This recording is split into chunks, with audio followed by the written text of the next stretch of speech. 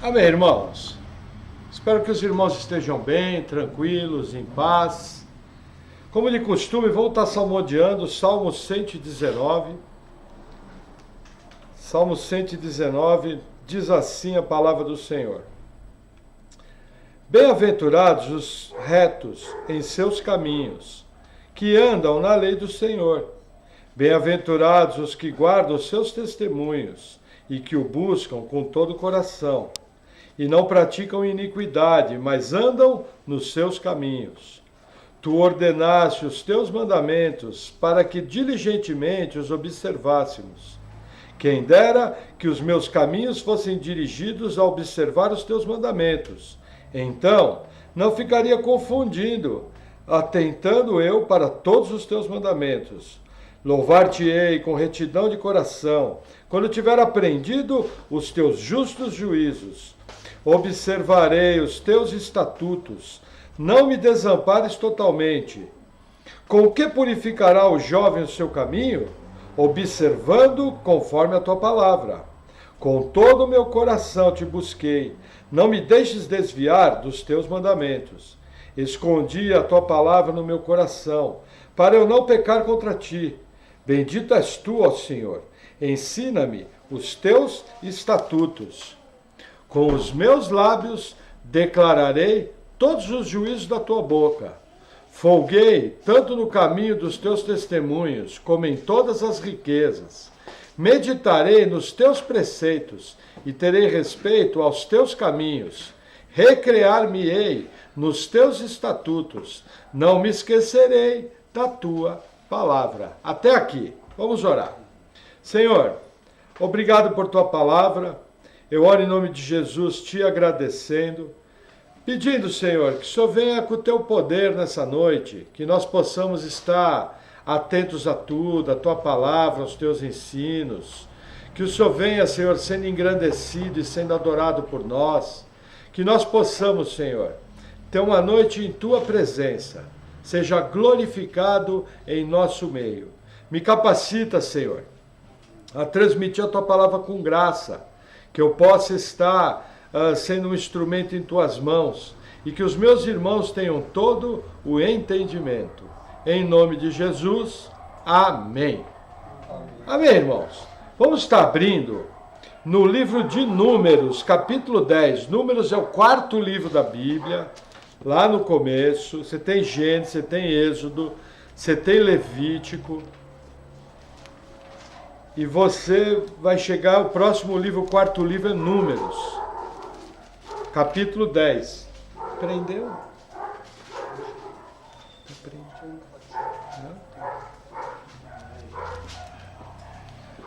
Números 10.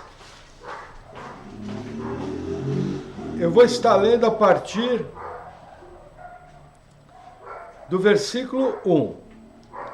Diz assim: Falou mais ao Senhor a Moisés, dizendo: Faze-te 2 trombetas de prata, de obra batida as farás, e elas te servirão para a convocação da congregação, e para a partida dos arraiais. E quando as tocarem, então toda a congregação se reunirá a ti à porta da tenda da congregação. Até aqui. Vamos orar mais uma vez. Senhor, eu oro pela palavra dessa noite, que nós possamos estar conhecendo os teus altos caminhos, que possamos ter discernimento, sabedoria, que o Senhor venha com o teu poder, edificando a tua igreja. Em nome de Jesus, amém. Amém, irmãos. Eu imagino que os irmãos estranharam um texto diferente em Números. Nós estamos estudando o livro de Juízes. Então, o que acontece para os irmãos entenderem? Veja, existe uma necessidade de um ensino variado para a igreja. E esse ensino variado, ele é feito por vários temas. O que nós vivemos no Brasil? No Brasil nós temos uma igreja que ela tem 3.000 quilômetros de tamanho, de tão grande que é. Todo canto do Brasil que você vai, tem uma igreja evangélica. Agora, qual é o problema da igreja brasileira? Ela é muito grande, mas ela é muito infantil e muito ignorante da palavra. Então, o ditado que a gente fala, ela tem 3.000 quilômetros de tamanho e 3 milímetros de profundidade. E por que que isso acontece? Porque os crentes, infelizmente, eles não conhecem a Bíblia. E, infelizmente, eles não conhecem as noções básicas que tem que saber. Então, por exemplo, eu vou estar fazendo alguns estudos de quarta-feira ligados a princípios básicos da fé. Por exemplo, primeiro módulo, vamos começar com o básico. O que que é? A igreja. Se você sair perguntando para os crentes o que é a igreja, você vai ouvir as respostas mais esporofobéticas que tem. O pessoal não tem uma noção, entendeu? Por exemplo, todo mundo vai para a igreja, todo mundo frequenta uma igreja, todo mundo está afiliado a uma igreja, mas infelizmente muitos não sabem o que é igreja. O que que a Bíblia fala? O que que a Bíblia ensina? Como que a igreja tem que funcionar? Qual que é meu papel? Eu como cristão na igreja, o que que eu faço? Fico de braço cruzado, levanto, bato palma, agacho, sento, levanto. O que que eu vim fazer? Por que que eu estou aqui? Porque eu caí de paraquedas. Então, assim, de uma maneira muito simples, na verdade nós vamos estar aprendendo teologia. Só que é uma teologia extremamente aplicada, extremamente básica. Vocês vão ver que nós vamos estar lendo o texto, avaliando, nós já fizemos isso em vários assuntos. Por exemplo, no final do ano, quando eu preguei o Cristo das profecias, eu usei muito a profecia bíblica. Então é nessa linha que nós vamos estar trabalhando algumas quarta-feiras, entendeu? E eu resolvi começar pela igreja, porque eu acho que é o básico. Eu preciso saber. E olha que interessante, nesse texto aqui, eu vou reler o versículo 3. Olha que interessante, Moisés aqui fala o seguinte, ele fala aliás, Deus fala para Moisés fazer 2 trombetas de prata. É Números capítulo 10. Essas trombetas de prata, trombeta foi feita para tocar, para fazer um chamado, é um alarme. Entendeu? É um apito, é uma coisa assim. Na época era trombeta de prata. E aí olha o que ele fala, ó, versículo 2. Faze-te 2 trombetas de prata, de obra batida as farás, e elas te servirão para a convocação da congregação e para a partida dos arraiais. E quando as tocarem, então toda a congregação se reunirá a ti à porta da tenda da congregação. O que acontece? Veja, não existe igreja no Antigo Testamento. Você vai falar, não, pastor, mas isso aí eu já sabia. Que bom que você já sabia, mas tem muita igreja séria, tem muita igreja que tem uma linha teológica que quer ensinar o seguinte: antes de Jesus tinha igreja. Só que antes de Cristo não havia igreja. O que havia era a congregação de Israel. Dentro dessa congregação de Israel tinha gente salva e gente não salva. A figura aqui qual que é? O tabernáculo acampava no meio do arraial. Aí as tribos acampavam em volta, 3 de cada lado, 3 ao norte, 3 ao sul, 3 a leste e 3 a oeste. E aí o que acontece? De acordo com o toque da trombeta, a congregação se reunia diante da tenda de Moisés e eles levantavam acampamento, tudo numa ordem perfeita, porque veja, era 3,5 milhões de pessoas. Então, primeira coisa que eu tenho que aprender, igreja é Novo Testamento. Igreja é formada por Cristo, nós vamos estudar isso aqui juntos. Antigo Testamento é congregação de Israel. Tem povo salvo? Sim. Tem gente nascida de novo? Sim, pela fé no Messias que havia. Mas isso não faz deles igreja. Isso é importante falar, por exemplo, aqui na igreja nós gostamos muito do reverendo Augusto Nicodemos. Consideramos muito. A linha teológica do reverendo Augusto Nicodemos, para eles existem igreja no Antigo Testamento. Porque eles ensinam, diferente de nós, que a igreja substituiu Israel. Nós já achamos que a igreja ela é um parêntese, ela é uma progressão, ela é um mistério que não estava revelado na antiga aliança, porém em Cristo ele veio à luz. Ó, Deus agora vai lidar com os gentios. E até você, judeu, para ser salvo agora vai ter que crer no Cristo. Por isso, a nossa necessidade de evangelização. Agora, isso é importante por quê?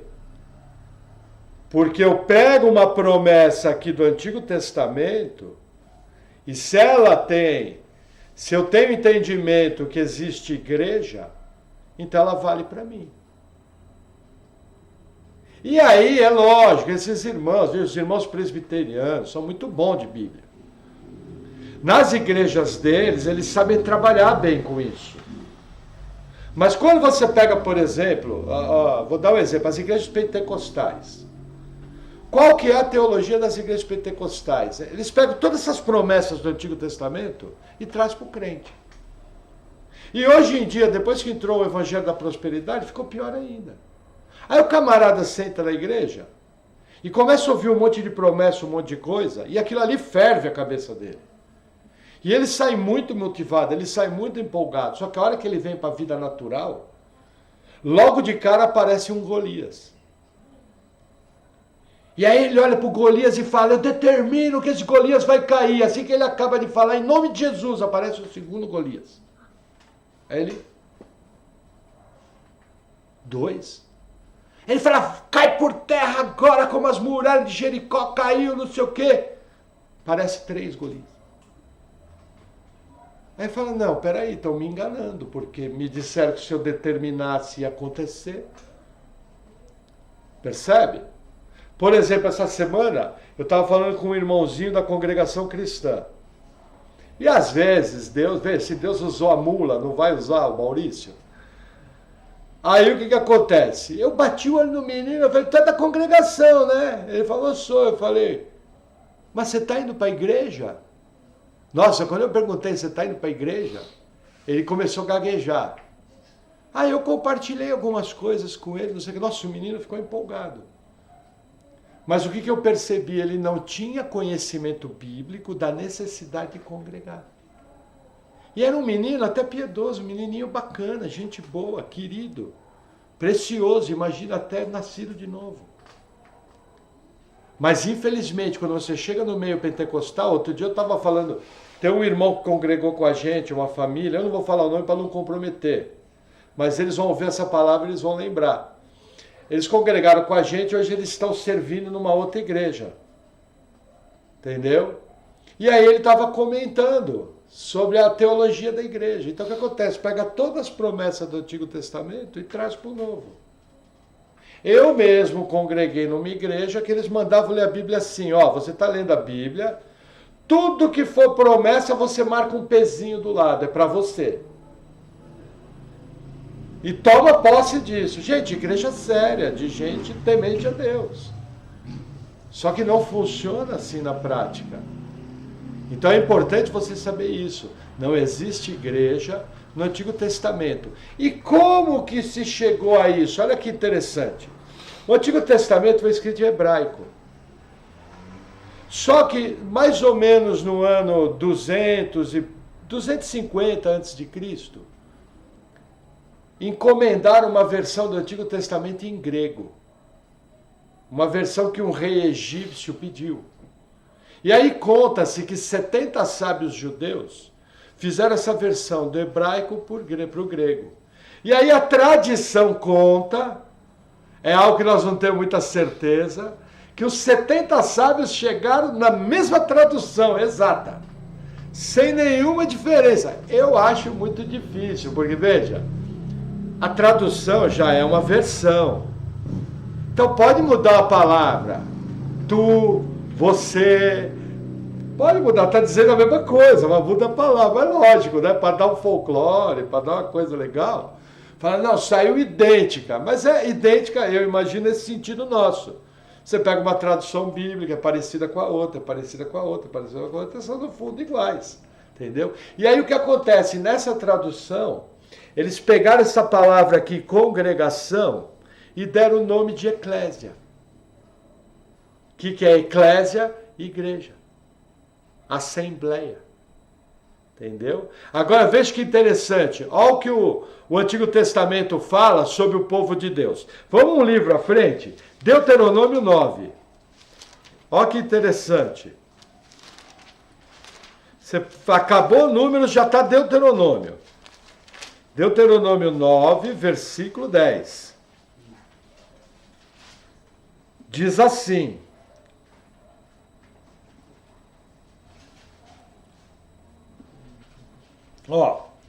subindo eu ao monte a receber as tábuas de pedra, as tábuas da aliança que o Senhor fizera convosco.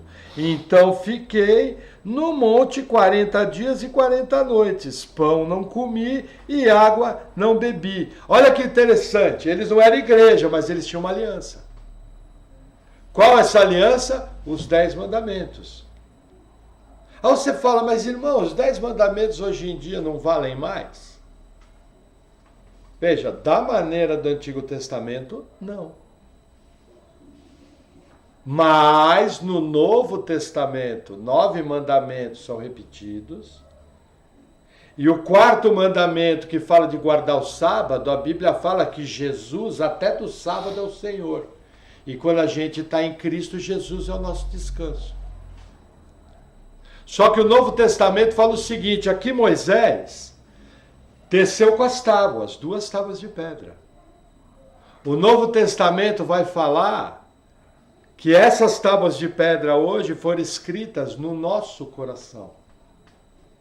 Então você tem os mandamentos de Deus escritos no seu coração. Isso esse povo não tinha. Lógico, além de contar o Espírito Santo, que é uma grande vantagem. Imagina, Deus mora em você. Esse povo aqui não tinha.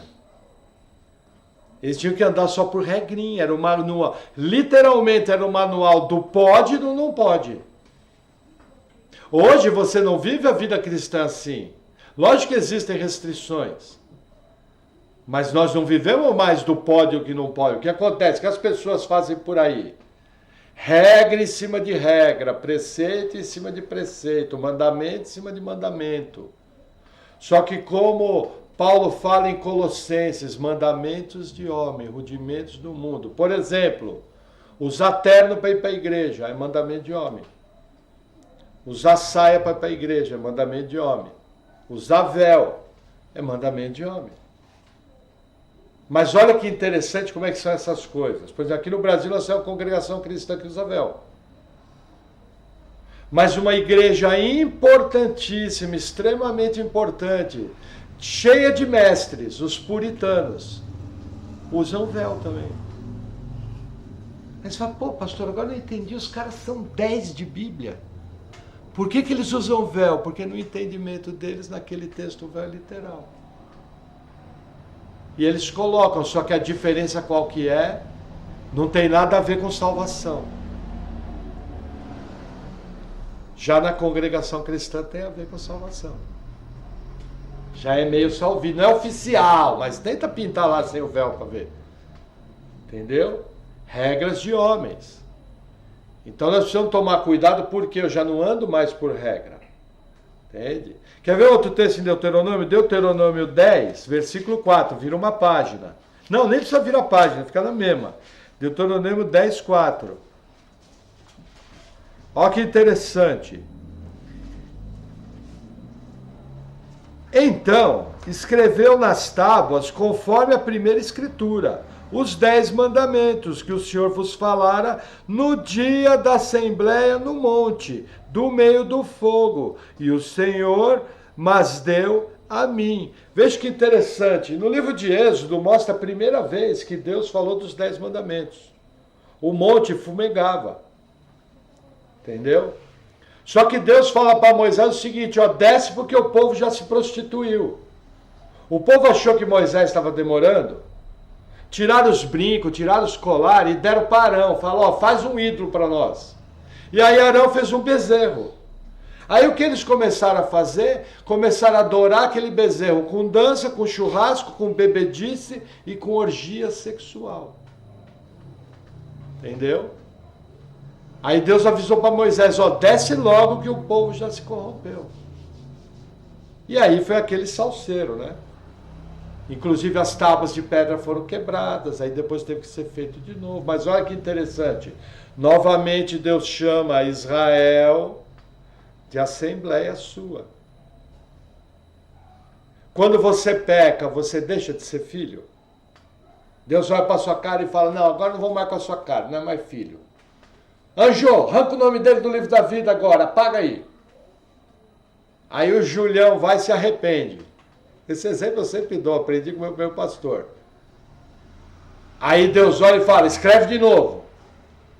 Aí o Júlio vai e peca. Não vai ser meu filho. Amanhã, aliás, não vai comer. Desobedeceu, você não vai almoçar amanhã. Pega o branquinho, apaga o nome dele do livro da vida. É assim que funciona? Não. Uma vez nascido de Deus, Deus segura. Ah, pecou? Pecou vai ter consequência, mas Deus segura. Aqui a coisa é um pouco diferente. Lógico que são eleitos, tem povo eleito, mas já não é a regalia que nós temos hoje em dia no Novo Testamento. Hoje em dia nós temos o braço forte do Senhor nos segurando. Hoje em dia nós temos o Espírito Santo morando dentro de nós, nos capacitando a viver a vida cristã. Por isso que o incrédulo não consegue ficar 10 minutos da igreja. Que ele não tem Espírito Santo, ele não nasceu de novo. Então, o Novo Testamento fala que as coisas de Deus parecem loucura. Não consegue entender. Aí tem mais um texto em Deuteronômio. Deuteronômio 23, vamos lá.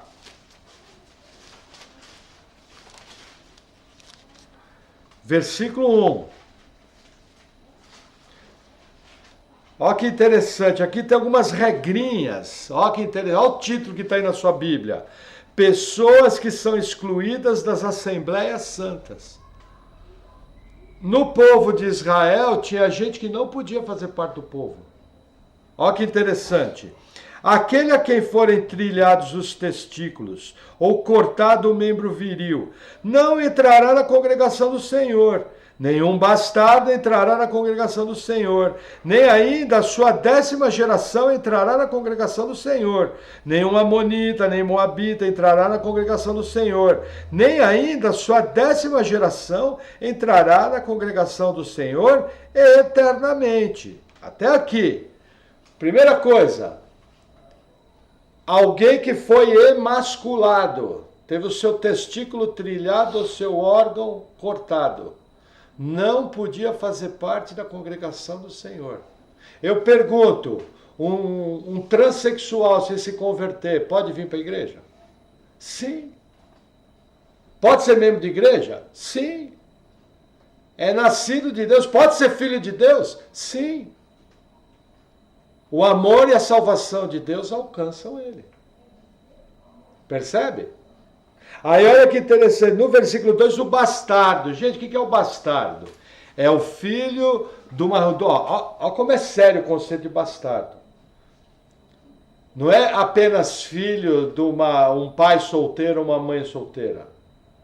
O bastardo é filho de um relacionamento entre pessoas não casadas. O conceito bíblico é mais amplo. Aí olha que interessante. Nem ele pode entrar por 10 gerações. Hoje em dia, o que mais tem na igreja? Gente de família pitimbada, arrebentada, virada do avesso. Deus vai lá, pega e transforma em filho. Não tem mais nada disso. Percebe a diferença? Aqui também a questão de amonita e moabita. Quem são esses caras? Esse aqui é o pessoal da feitiçaria. O pessoal da idolatria pesada. O pessoal dos sacrifícios humanos. Pessoal dos sacrifícios de criança, queimavam crianças, naquela época, vários países queimavam crianças a Quemós, queimavam crianças a Moloque, inclusive daí veio o termo Moleque, que era o nome da criança sacrificada, era um moleque. Olha que interessante, coisa que a gente fala que nem sabe. Ah, tem problema chamar de moleque hoje? Não, nenhum, nós estamos na época da graça, pode chamar até de urubu. Tem problema. Não existe poder no nome. Muita igreja ensina. Eu já vi igreja ensinando e falou: irmãos, evita de chamar seu filho de moleque. Mas por que, irmão? Não, porque moleque era o que era sacrificado a Moloque. E você está dizendo isso do seu filho, isso não é bom. Não tem uma passagem bíblica que me ensina a fazer isso. Moleque hoje em dia é garotada, piazada da rua. Entendeu? Mas você vê, essa turma também não podia entrar na igreja. Hoje o que mais tem na igreja? Vou dar um exemplo de feitiçaria. Antes de eu ser salvo, eu gostava de cristal. Aí uma vez deram uma pedra na minha mão. E aí o cara falou: examina bem essa pedra que você vai achar uma porta. Aí a hora que você achar uma porta, você imagina você entrando dentro da pedra. Aí quando você estiver dentro da pedra, na sua imaginação, você escreve na parede da pedra o seu desejo. Que vai acontecer. E lá vai me travar, não acreditava nisso. Fazia, entendeu?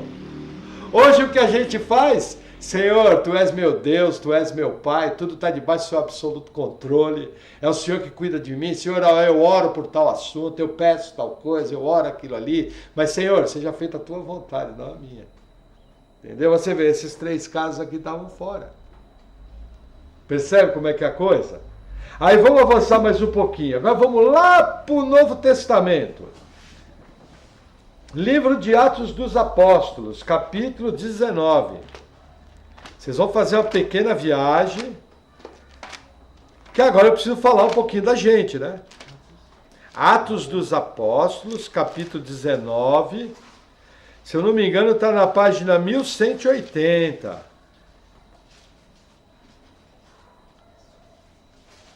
19, primeiro eu vou ler o 32.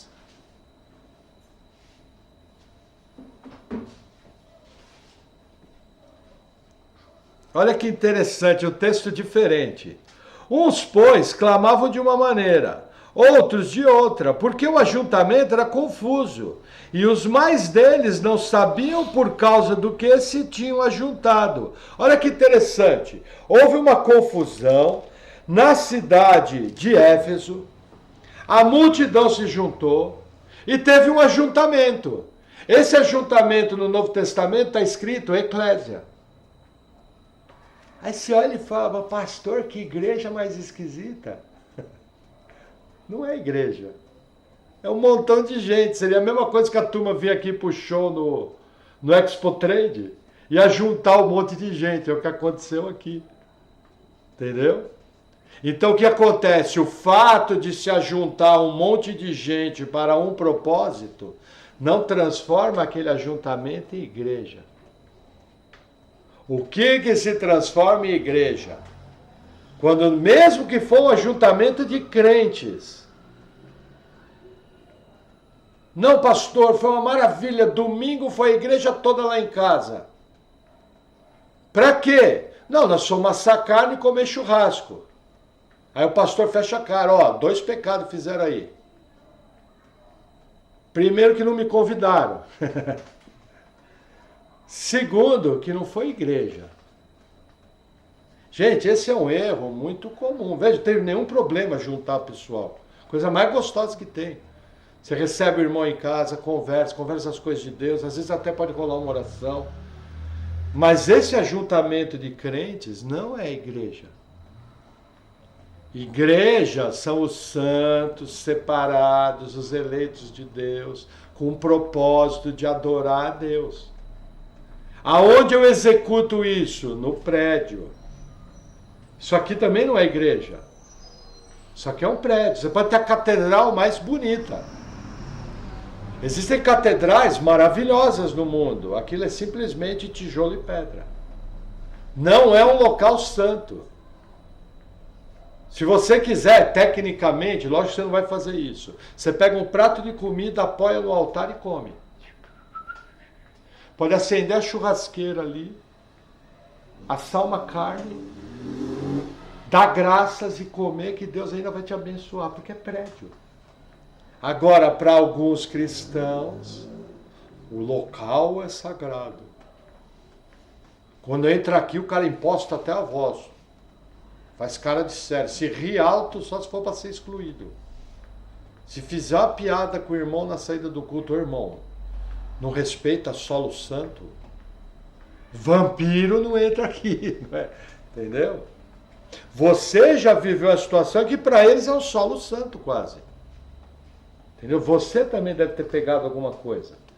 João e Aida devem ter pegado algo ligado, não que o prédio era solo santo, mas o altar era meio santificado. Tanto é que apareciam as pessoas lá que metido a pregar descalço. Sabe, modismo de crente? Aí você pergunta, pastor, o sapato estava apertando? Não, irmão, é que Deus me direcionou a pregar descalço. Ah, é, irmão, mas me diz uma coisa, baseado em que passagem? Ah, irmão, Moisés, quando chegou diante da sarça, Deus mandou tirar o sapato. Nossa, mas engraçado, nunca vi isso aí no Novo Testamento. Não, você não vai fazer isso. Mas o que eu estou querendo mostrar para vocês, os modismos que tem, as coisas que não funcionam. Por exemplo, às vezes eu estou passando um problemão, que nem você, uma situação séria de saúde na família. Você lá vai querer saber se o cara pregou descalço, se não pregou? Você quer saber o que Deus vai fazer. Você quer ver o poder de Deus manifestar. Você quer saber do milagre. Por exemplo, você quer ver teu filho curado. Você quer ver teu filho bem. Você não quer saber se o cara está descalço, está de terno, está de saia, está de peruca, se aqui é santo, se aqui não é. Você quer saber do Deus Todo-Poderoso. Ó, vixe, fiquei até arrepiado, porque veja, gente, tem situação na nossa vida tão séria que você só quer saber de Deus. E aí sabe aonde você quer estar quando você só quer saber de Deus? Aí entra onde eu quero falar. Vamos um pouquinho à frente. Vira um pouco, 1 Coríntios capítulo 1. Vai passar por Romanos, a próxima carta é Coríntios.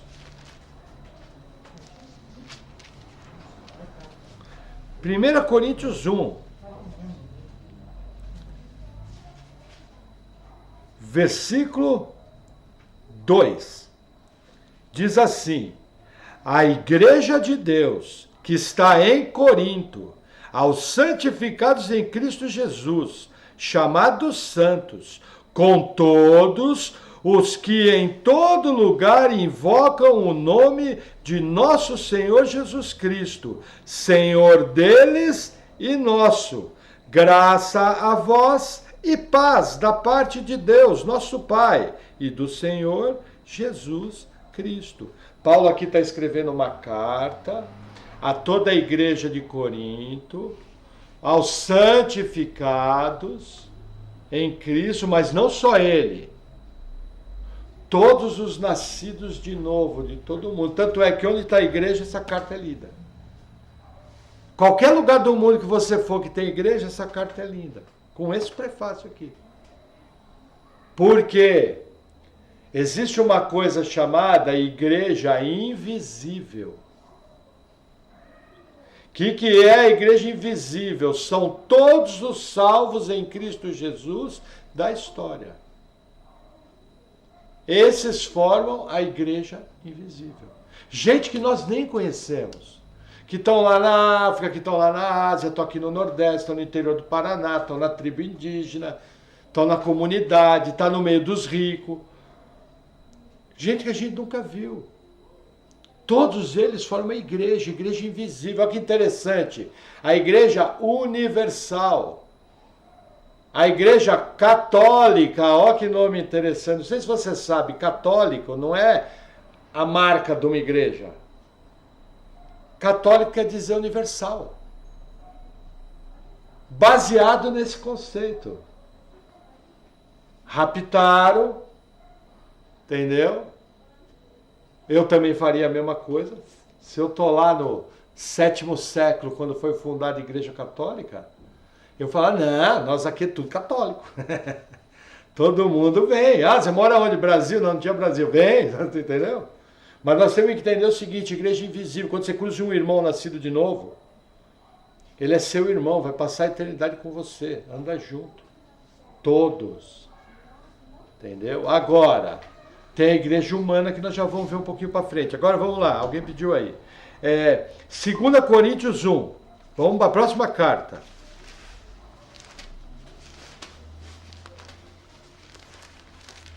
Ó que interessante. Novamente, Paulo, apóstolo de Jesus Cristo, pela vontade de Deus, e o irmão Timóteo, a igreja de Deus que está em Corinto, com todos os santos que estão em toda a Acaia. Ó que interessante, primeira coisa, a igreja de quem? De Deus, de Jesus Cristo. Entendeu? Aqui é direcionado a todos, sem distinção. Se fosse hoje, Paulo ia falar a carta aos presbiterianos, aos batistas, aos irmãos da Assembleia de Deus, a Deus é amor, a congregação cristã no Brasil, todo lugar que tivesse gente salvo, ia ser direcionado. Uma coisa muito importante nós precisamos entender, gente. Eu sou um adepto da boa teologia. Mas assim, é tudo no campo didático, ensinar o certo, porque eu vou responder para Deus. Agora, quando você lida com um irmão, que ele está numa outra igreja, e até dentro daquela igreja tem ensinos errados, você não pode esquecer que se ele é nascido de Deus, ele é seu irmão. Nunca olhe por cima, nunca fala o que não deve, entendeu? É gente querida, nascida de novo, que está do nosso lado. Só que simplesmente acontece com eles o que tem acontecido em 2000 anos de história de igreja. Sempre existem distorções. Existem coisas fora do ensino. Você não pode usar isso como barreira. O que eu tomo cuidado? Existem alguns mestres que eles são exclusivistas. Eu corro disso. Tanto é que para mim é tudo igreja, é pentecostal, é reformado, é tradicional. É nascido de novo, é crente. Entendeu? Hoje eu conversava com um católico. Gente boa, olhei para ele e falei, meu amigo, o negócio é o seguinte. Se você não enxergar seus pecados, não crer em Jesus como Senhor e Salvador, não se arrepender deles e sinceramente entregar sua vida a Jesus, você vai para o inferno. Sendo crente, sendo católico, sendo o que for. Aí ele ficou empolgado, eu falei, é verdade, é isso aí, irmão, tá vendo? Já está começando a caminhar no caminho da verdade, já está caindo a ficha. Se o cara não se entender pecador, meu amigo, não tem o que fazer por ele. Se ele não conseguir olhar as suas falhas diante de Deus, não tem o que fazer. Se ele não se arrepender daquilo que ofende a Deus, reconhecendo, falando, Deus, ó, errei nisso aqui, errei naquilo outro, me perdoa. Estava cego. Mas ó, hoje eu tenho enxergado, eu tenho visto que Jesus é Deus, eu quero entregar minha vida para Ele. É assim que começa o processo de conversão. Amém? Vamos mais um pouquinho, mais uma carta, Gálatas capítulo 1. Esse aqui eu vou ler rápido e já passar para outro texto, senão fica muito tarde.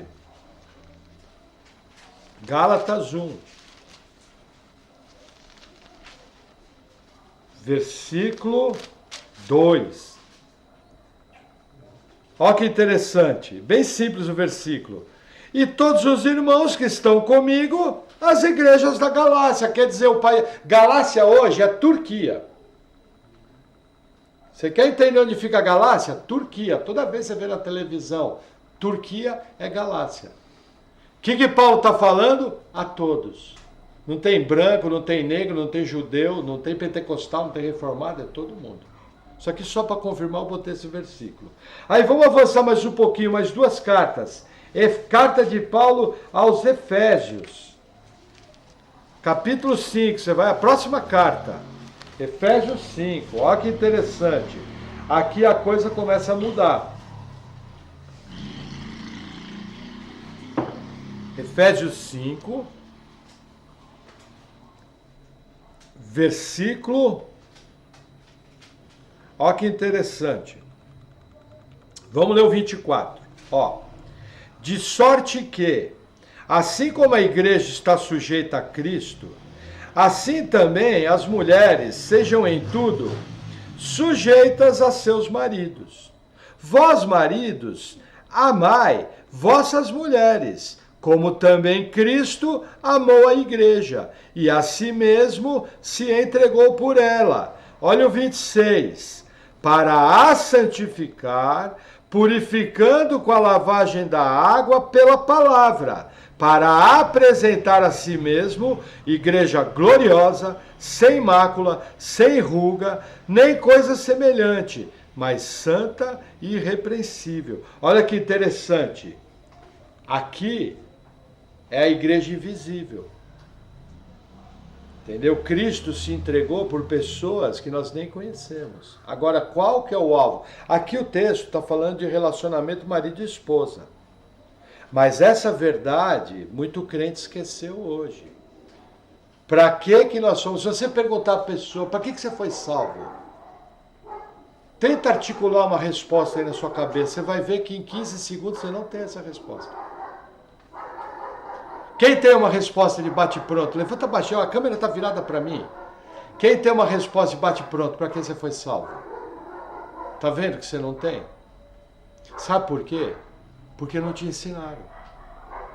Aí você fica vagando. Fui salvo para ir para a igreja. Pastor, acorda, eu tô aqui. Eu fui salvo para fugir do inferno. Sim, ótima coisa, eu também. Mas olha que barato. E aqui a coisa começa a ficar acertada. Olha o que fala, vou reler, 26. Santificar, purificando com a lavagem da água pela palavra. Como que eu sou purificado pela lavagem da água pela palavra? Ah, pastor, já sei, a gente pega uma caixa d'água, bota meia dúzia de Bíblia lá dentro e aí dá banho nos crentes, aí tudo lavado pela palavra. Lógico que não é isso, né? Lendo, estudando, ouvindo a pregação, aplicando princípios. Como a gente acabou de ouvir, mulheres, sede submissas a vossos maridos. Maridos, esteja pronto para morrer por ela. Vou dar um toque para os maridos, veja. Mulher tem dificuldade com submissão, normal, isso está lá desde o Éden. O teu desejo será para o teu marido, mas ele te dominará. Então, mostrando essa guerra entre dois pecadores. Agora, você sabe qual que é a maior dificuldade das mulheres? A maior dificuldade das mulheres é o seguinte, pô, como é que eu vou ser submissa a essa tranqueira aí?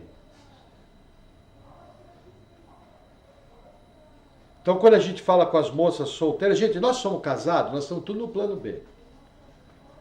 Nós estamos casados é o seguinte, o Maurício é o melhor marido que tem do mundo, a Paula é a melhor esposa, Sabrina é excelente, Júlio é um anjo, João é o apóstolo Paulo II, a Aida é a irmã Sara, a Luciana é a Maria Madalena, que estava do lado de Jesus na cruz, entendeu? O Claudoir é o apóstolo João, que nós já estamos, a Bruna a mesma coisa, porque nós já estamos casados, então nós temos, veja, isso daí é definitivo. Quem casou você foi Deus. Então o que você tem que fazer, você está no plano B, você tem que tentar articular. Agora, quando você conversa com um jovem solteiro, que nem o Abner precisa pensar bem com que ele vai casar, porque ele tem que estar pronto a morrer pela pessoa. Ele tem que estar pronto a dar vida por ela, ele tem que cuidar dela, levar para a igreja, ensinar a Bíblia, cuidar dos filhos, ensinar os filhos no caminho do Senhor, trabalhar na santificação. O que acontece com a maioria de nós homens? Ah, beleza, agora mando eu. Bacana, só que é o seguinte, você está santificando sua esposa? Você está levando ela para o caminho da verdade? Você está instruindo ela na palavra? Ah, pastor, eu não sabia. Que bom, agora sabe. Mas você ia responder do mesmo jeito para Deus, porque estava lá. Entendeu? Qual é o problema do nosso casamento? Abrindo parênteses a palavra. Na nossa cultura ocidental de século 20 e 21, nós casamos para ser felizes. O alvo bíblico, eu caso para fazer o outro feliz. Se o meu projeto de vida for fazer o outro feliz, eu vou viver o melhor casamento que tem, porque um vai tratar de cuidar bem do outro. Entendeu? Está lá em 1 Coríntios 7. O casado não consegue cuidar tão bem das coisas do Senhor, porque ele precisa agradar ao cônjuge também. E está falando isso até de uma maneira aprovando, que tem que dar atenção. Por que que dá tanto problema em casamento, porque eu sou egoísta. Venha a nós o meu reino, seja feita a minha vontade. Aqui mando eu, acabou. Ou então a dona encrenca, o negócio é o seguinte, esse negócio de marido mandar só lá na Bíblia, da porta para dentro quem manda que sou eu, acabou. Pronto, aí a casa vira um hospício. Mas olha que mais que o texto fala, ó, 27. Para apresentar a si mesmo igreja gloriosa. O que é glorioso? Glorioso é cheio da presença de Deus. Aqui tem a ver com glória de Deus, entendeu? Sem mácula, nem ruga, nem coisa semelhante, mas santa e irrepreensível. Gente, santo. Limpa a sua mente, não é aquela visão que a gente herda, muitas vezes até no catolicismo romano, alguém que anda 2 palmos do chão, isso não tem nada a ver com santo. Santo é separado. Separado para quê? Para uso de Deus. Entendeu? Aqueles heróis da fé foram homens santos, sim, como eu e você. Nós também temos que fazer o nosso papel. Qual que é o problema? Eu deixo para o outro. Aí você fala, nossa, pastor, legal, né? Nós não somos mais católicos, então eu não jogo mais a bronca nas costas do João, do Pedro, do Antônio, do São Paulo. Irmão, você não joga mais nas costas do santo, mas você joga nas costas do seu pastor, você joga nas costas do seu diácono, você joga nas costas da sua esposa. Você muitas vezes pede coisa para o seu filho que nem você faz. E é duro para um filho ouvir um pai e uma mãe pedir uma coisa que nem ele se incomoda em fazer. Menino, já mandei você lá ler a Bíblia. Aí a criança olha e fala, nossa, a Bíblia do meu pai está com teia de aranha. Ela está azul marinho no Salmo 91 aberto. Percebe? É disso que esse texto está falando. Gente, cristianismo, ser igreja, é estilo de vida. Sempre. Tempo integral. Você foi no médico hoje? Ou ontem? João? Hoje, tarde. Hoje, então. Lá você era o embaixador de Cristo. Eu fui trabalhar hoje, onde eu cheguei, eu sou embaixador de Cristo. Claudoir chegou no trabalho, ele é embaixador de Cristo. Nós somos cristãos em tempo integral. O tempo todo eu sou cristão. O problema é que eu tenho uma roupa de cristão, uma veste de cristão, e eu só visto ela no momento apropriado. Assim que eu tiro ela, eu viro ímpio. Isso aí não é ser igreja. Entendeu? Hoje eu estava falando com um cliente. Cheguei para ele, eu falei, esse cliente católico, eu falei, meu irmão, você tá ligado que, no estranho palavreado, eu evangelizo desse jeito, cada louco com a sua mania. E falando, você tá ligado pro cara mais velho que eu, 58 anos, mas ele tá gostando do papo. Eu falei, meu irmão, você tá ligado que existe católico e existe cá. Aí ele olhou pra minha cara e eu falei, e existe evangélico e existe é. Aí na hora ele pescou e falou, é verdade. Eu falei, pô, meu amigo, acorda. Eu quando era católico, eu ia para a igreja para ficar fumando na porta da igreja, ver as meninas e queria comer o bolo do batizado, da primeira comunhão e do casamento, pô. Até que um dia eu levei uma paulada grande na vida, aí eu comecei a ouvir o padre pregar. E era um padre legal, pregava a Bíblia, comecei a aprender. Aí começou um caminho. Aí fui dando meu testemunho para ele, convertendo, estava trabalhando. Entendeu? Estava trabalhando. Na medida que abriu a porta, fui compartilhando. Só que é lógico, né? Tem gente que talvez até estranhar o meu diálogo com ele. Mas eu caio muito naquilo, né? Fiz-me de louco para ganhar os loucos. Paulo fazia isso. Eu tenho que entrar, eu preciso ter uma porta aberta com ele. E preciso falar a verdade. Falar o negócio seguinte, meu amigo. Tem católico que nunca foi católico na vida. E tem evangélico que nunca foi evangélico na vida. Os padres, tem padre, a diocese que rouba. E tem igreja evangélica, que é igreja, pequenas igrejas, grandes negócios. Toda vez que religião misturar com negócio, você está roubado. Guarda a carteira, senão eles vão te tomar até as colheres da casa. Aí ele entrou mais ainda na minha e falou, pô, sabe que antigamente, quando eu era pequeno, lá no interior, nós vimos gente perder as propriedades para a igreja católica. Aí eu já dei nos dedos. Eu falei, mas se você não tomar cuidado, você vai perder a propriedade para pastor ladrão. E dá-lhe mais Bíblia nele, e dá-lhe mais evangelismo. Por quê? Coração aberto. Ele estava dando abertura, batia de lá, batia de cá, batia de lá. Falei alguma mentira? Tem padre e de bispo que rouba? Tem, é só assistir o Alto da Compadecida, você tem um exemplo. Da mesma maneira que tem pastor que não é pastor. Esse povo aí, ninguém é religioso, rouba mesmo. É assim, entendeu? Bom, mais um texto de Efésios. Efésios capítulo 2. Olha que interessante. Versículo. Olha que legal, deixa eu pegar aqui. Versículo 13. O texto é um pouco longo, mas eu vou caminhar para encerrar nesse texto. Mas agora, em Cristo Jesus, vós que antes estáveis longe, já pelo sangue de Cristo chegasseis perto. O que Paulo está falando aqui? Antigamente, era só judeu salvo. Ou gentio que virava judeu.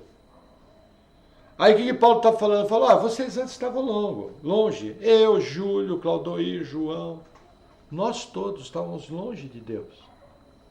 Só que pelo sangue de Cristo, a obra salvadora da cruz, nós chegamos perto. Ô pastor, que legal, quer dizer que eu estava longe e agora estou perto? Nota 10, porque hoje em dia a gente tem uma tendência de olhar só o lado bom, né? A gente só quer olhar o direito. O dever, deixa que o irmão Claudoir cuide. Comigo é só direito, só bênção. Mas olha o que fala, 14. Porque ele, Jesus Cristo, é a nossa paz, o qual de ambos os povos fez um, e derrubando a parede de separação que estava no meio, na sua carne, desfez a inimizade, isso é, a lei dos mandamentos, que consistia em ordenanças, para criar em si mesmo, dos dois, um novo homem, fazendo a paz. Deixa eu fazer uma pausa aqui. Cristo é a nossa paz com Deus. Aí o que ele fez? Tanto do povo judeu como dos gentios, ele fez um povo só. Por quê? Porque a igreja é a progressão do povo de Deus. Hoje, para você ser filho de Deus, seja gentio, seja judeu, você tem que ser evangelizado e crer em Cristo. Até essa vinda de Jesus, era um povo, o povo judeu. O resto, o camarada tinha, como mostra de que ele tinha crido, ele tinha que aderir à lei. Lógico, tem aqueles outros exemplos, porque a salvação sempre foi pela fé. Nós não podemos confundir isso. Aliás, é importante eu falar, senão vai ficar registrado errado. Veja, eu não estou dizendo que a salvação era por cumprir a lei. Sempre a salvação foi pela fé. Só que em muitos casos, o sinal de que eu tinha fé, eu virava judeu. Entendeu? Tinha gente que se circuncidava. Paulo dá um conselho bacana para quem quer circuncidar. Manda se castrar. Então que se castre, porque não precisa mais. Não tem valor nenhum, porque a circuncisão hoje é no coração.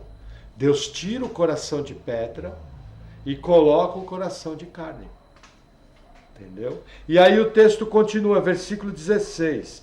E pela cruz reconciliar ambos com Deus em um corpo, matando com ela as inimizades. E vindo ele, evangelizou a paz, a vós que estáveis longe e aos que estavam perto. Olha que interessante, na cruz, Deus reconcilia todo mundo com Deus. Pode ser o pior marginal, o pior bandido. Por exemplo, eu fiquei sabendo que aquele rapaz que assassinou aquela moça muitos anos atrás, a Daniela Pérez, ele parece que na cadeia foi salvo. Amém, glória a Deus por isso. Aí me parece que ele foi para uma grande igreja, e essa grande igreja teve o bom senso de enfiar ele no bolso. Não deixou ficar aquele oba-oba, aquele negócio, entendeu? Que era uma pessoa famosa. Hoje em dia tem muita igreja que espera alguém famoso se converter, porque isso enche igreja. Igreja cheia quer dizer bastante oferta, bastante dízimo, isso é atrativo. Não estou dizendo todas, estou dizendo os espertalhões. O que o do mundo fala? O assassino não pode se converter. Já ouviu falar isso? O assassino não pode andar com Deus. Veja, Paulo era assassino de cristãos. Quando Estevão foi ser apedrejado, ele segurou a roupa para os outros e apedrejar. Eu pergunto, diante de Deus, quem é mais culpado? Ele que segurou a roupa e concordava ou que atirou a pedra? Diante de Deus, os dois. Entendeu? Por isso que ele fala que ele é um abortivo, veio depois, nem merecia ser chamado apóstolo. Entendeu? Mas é ele que está escrevendo aqui, falando, olha, os de perto que são os judeus, foram feitos um povo só com você que é o gentio. Mas aí o texto continua. 18, aqui começa a ficar interessante. Porque por ele, Jesus Cristo, ambos temos acesso ao Pai em um mesmo Espírito.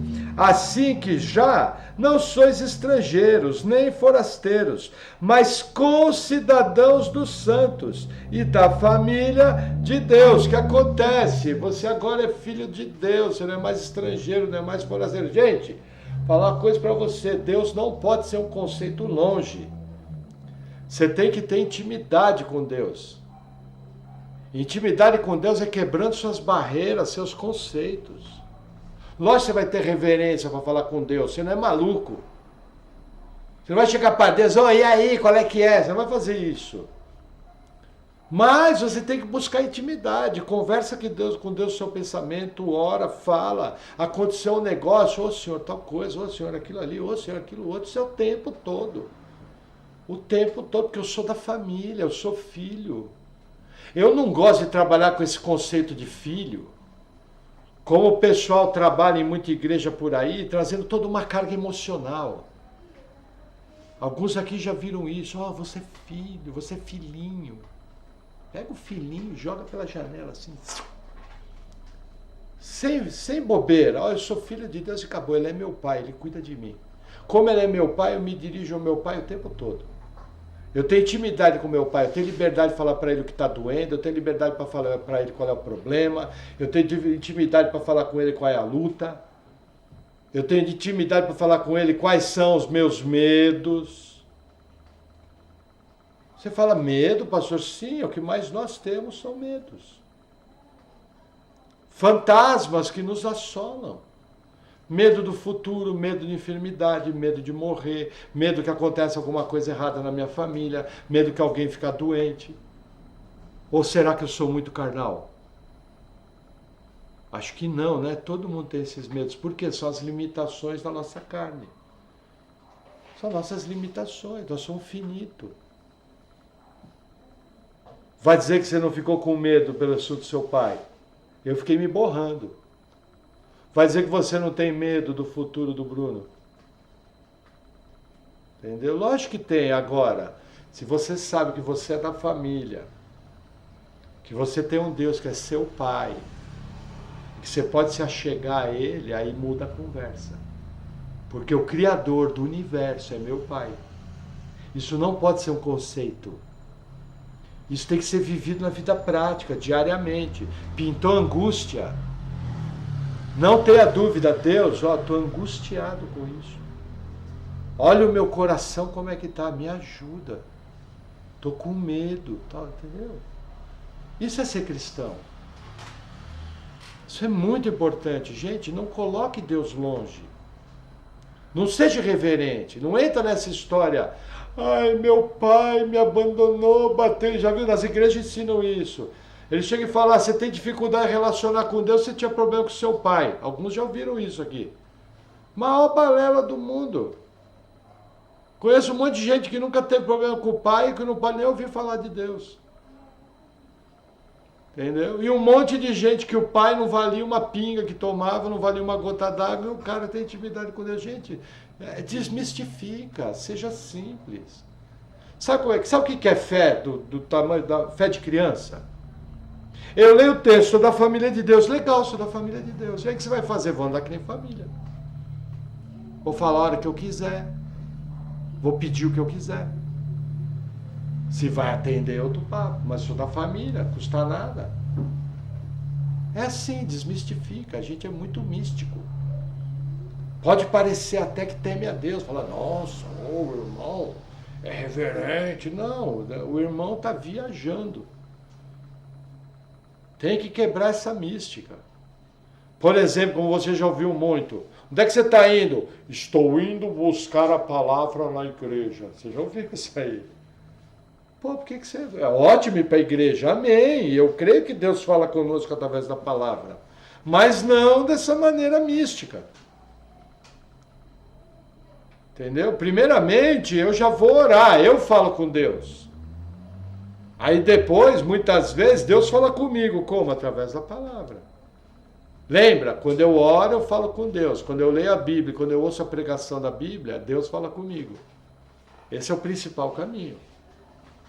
Amém? Vamos avançar mais um pouquinho no texto, para encerrar. Versículo 20. Edificados sobre o fundamento dos apóstolos e dos profetas, de que Jesus Cristo é a principal pedra de esquina, no qual todo edifício, bem ajustado, cresce para templo santo do Senhor, no qual também vós, juntamente sois edificados para a morada de Deus em espírito. Gente, entenda. Paulo nos compara com um edifício. Esse fundamento é Jesus, a pedra de esquina. Sobre essa pedra edificarei a minha igreja. Jesus, ele é a base da igreja. O edifício é construído em cima das verdades de Cristo. Como que eu sei as verdades de Cristo? Através do fundamento dos apóstolos e dos profetas. Quando esse fundamento foi lançado? Há 2000 anos atrás. Profetas como aqui não existem mais. Nossa, pastor, mas eu fui na igreja, teve um cara lá que falou toda a minha vida. Isso aí não é profeta como esse. Isso aí é um dom, é uma operação sobrenatural que está sujeita a uma série de regras, a uma série de coisas, que infelizmente... A grande maioria das coisas que acontecem é papagaiada. Nunca se cumpre. Mas eu já vi muita gente boa falar muita coisa boa. E falou da parte de Deus. Agora, profetas como esse aqui não existe mais. Isso aqui é um profeta infalível. Ó, vai acontecer, eu vou trazer Nabucodonosor aqui e vai levar tudo embora. Dito e feito, levou. Aí tá lá, morando lá com o Nabucodonosor, levanta outro, ó. Vou trazer o povo todo de volta, 70 anos. Quando bate 70 anos, certinho. Só para vocês terem uma ideia, uma atuação de um profeta. O templo foi destruído em 586 a.C. Ele foi reedificado em 516. 86 menos 16, 70. É o tempo exato que o profeta Jeremias falou que ia durar o cativeiro. Exato. Pim, na pinta. Entendeu? Isso é o profeta que está falando aqui, os apóstolos. Inclusive, no Novo Testamento, havia um tipo de profeta, por exemplo, deixa eu ver se dá tempo de falar. Dá. Por exemplo, em Israel era proibido o casamento misto. Se um judeu casasse com uma gentia, ele tinha que separar. E os filhos eram considerados impuros. Entendeu? Aí perguntaram para o apóstolo Paulo, e quem é casado com pessoa de outra fé? Aí Paulo, de maneira apostólica e profética, chega e explica, fala, olha, se você está em Cristo, o seu cônjuge não te impede de vir para a igreja, permanece com ele. Porque a família vai ser santificada por causa do crente. Santificada como? Vai receber bênção. Eu conheço um monte de cara que é nó cego, casado com mulher crente, abençoado tudo quanto é lado. Os filhos vai bem, por quê? Porque ela serve a Deus. E ele não se incomoda. Tem uns que chegou ao absurdo de deixar na porta da igreja. Quantas vezes por semana? 5. Quantas vezes eu vou buscar 5? Mas por que não? Eu quero que ela vá para a igreja. Eu não sou maluco, vou mexer com Deus. Tá louco? Quero morrer? Já vi cara falar isso. O cara chegou para acabar, ó, cara, eu não presto. Eu tomo umas cachaças, eu fumo. Eu, às vezes, eu gostar de baile, o cara fala assim. Pô, fulano, mas que você não aproveita? Ah, não dou para essas coisas não, mas fico feliz quando minha mulher vai para a igreja, levo ela, vai entender. Mas já vi alguns desses converter. Entendeu? É santificado. Isso é o fundamento dos apóstolos. Agora, nós fazemos parte desse prédio. E nós passamos por um processo de aperfeiçoamento. Vou reler o último versículo, 22. No qual também vós, juntamente sois edificados para a morada de Deus em espírito. O que acontece? Quando acontece o milagre do novo nascimento, Deus vem morar em você. Eu pergunto, no minuto seguinte, você está transformado? Não! O velho homem está aí, doidinho para levantar do caixão. Só que na igreja, na comunhão, dia após dia, de glória em glória, eu vou sendo edificado para a morada do Espírito. Não é que o Espírito vai vir morar em mim. É que a atuação do Espírito Santo me torna alguém cheio do Espírito Santo. Deixa eu explicar uma coisa para vocês, último conceito. Para o mundo, para a igreja brasileira aí fora, ser cheio do Espírito Santo é dar cambalhota, falar em língua, dar pirueta, sapatear, virar crente aviãozinho. Isso é ser cheio do Espírito Santo. Não é esse o conceito bíblico. Ser cheio do Espírito Santo, do conceito bíblico, é ser controlado e orientado pelo Espírito Santo de Deus. Você quer saber se você é cheio do Espírito Santo? Veja o quanto da sua vida o Espírito Santo é dono. Veja o quanto da sua vida o Espírito Santo guia. Quanto mais a sua vida for guiada pelo Espírito Santo, mais cheio do Espírito Santo você é. Entendeu? E isso é um papel nosso. Isso é uma responsabilidade nossa. Não basta apenas, eu faço parte lá da igreja Patmos. Aí como é que é? Não, igreja boa, pastor uma bênção. Você não vai falar mal de mim, né? Pastor uma bênção, a palavra lá é jóia. Mas aí vem a pergunta, e você? Procura ser jóia? E você honra o fato de você ser morada de Deus em espírito? Eu fico impressionado com os besterol que um crente que tem o Espírito Santo morando nele ou vê, ou fala, ou participa. Piada, conversa, programas, rodas de amigo. Você não tem vergonha de Deus, não? Tenta imaginar, cada roda que você senta, Jesus está sentado do seu lado. Ah, não é a figura de Jesus, mas é o Espírito Santo, e eles são um. Cada roda que você sente, o Espírito Santo está junto. Que tipo de coisa você conversa, que tipo de coisa que você fala, que tipo de coisa você dá risada. Que coisas que te atraem. Isso é ser igreja. Por isso que tem tanta gente perdido frequentando uma igreja. Por isso que tem tanta gente sem noção frequentando uma igreja. E a vida não muda, continua uma encrenca, intratável, obstinado, amante de si mesmo, longe das coisas de Deus. Você fala, como é que pode? Tantos anos na igreja continua uma encrenca.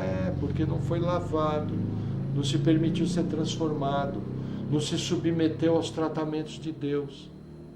E aí vira e mexe, tem luta, tem encrenca, tem disciplina, tem um monte de coisa que não deveria acontecer. Qual que é a minha ideia aqui? Minha ideia é que vocês entendam o que é ser igreja. Hoje foi uma coisa mais introdutória, mais didática, mas eu quero explorar mais dessa maneira que nós fizemos em Efésios, indo lá no texto.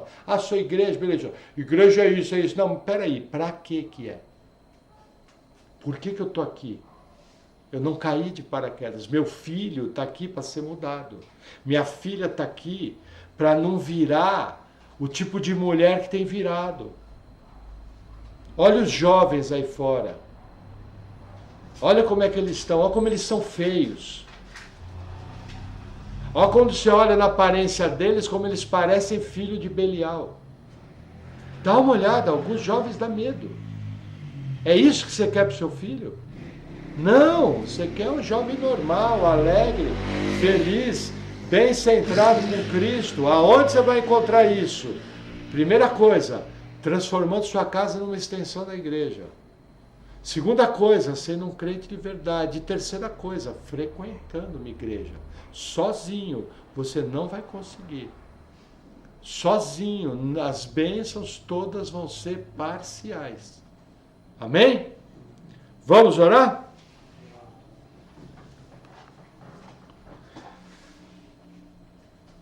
Senhor, obrigado por essa palavra, que nós possamos, Senhor, estarmos compreendendo o que é sermos teus filhos, que possamos estar andando contigo em amor, que possamos estar andando contigo em santidade, que possamos estar andando contigo como verdadeiros filhos. Que o Senhor venha, Senhor, com o teu poder nos edificando, nos ajude em nossas dificuldades, em nossas lutas. Senhor, o Senhor sabe que somos imperfeitos, o Senhor sabe que somos pecadores, o Senhor sabe que temos muitas dificuldades, mas também o Senhor sabe que nós te amamos, queremos andar contigo, e embora muitas vezes atrapalhando a tua obra, o Senhor sabe que o que nós queremos é melhorar dia após dia. Que isso seja uma verdade, que isso seja uma realidade e que o teu nome seja engrandecido em cima da obra que o Senhor fez por nós. Em nome de Jesus.